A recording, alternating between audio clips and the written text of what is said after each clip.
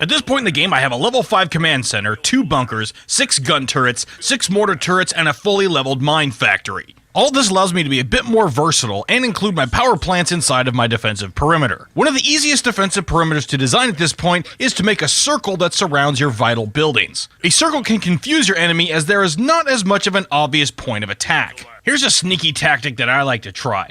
You can create a weak position to lure your opponent to attack an area of your base first. I'm going to make this defensive turret right here look like an easy target. I'm going to send one of my challengers away, move my mortar turret closer to the command center, and then set my gun turret farther out. This creates what I like to call a honeypot. As I can now anticipate where the enemy will most likely attack from, I'm going to move most of my landmines to that side of the base. Now, when enemy tanks start to get in range of the tower, they will encounter a clustered minefield that will blow them to bits. Even mega tanks cannot survive multiple mine hits. There are also places in and around your base where you can hide units from view. Your command center is one of your tallest buildings and thus can obstruct the view of the units behind it. Place a few Hercules or tanks behind the building and your opponent will be in for a big surprise when they close in on your command center thinking the coast is clear. There are abandoned buildings around your base that you can also use to conceal units. Try creating a group of suicide bombers to hide here. If your opponent drops some mega tanks near them, your bombers will take them completely by surprise. You can also defend your base via the world map by placing a platoon in each of the 6 adjacent spaces around your base. Be sure your platoons can defend well against both ground and air units. These are just a few defensive strategies, but you should really test things out for yourself to find out what works and what doesn't against the players in your sector.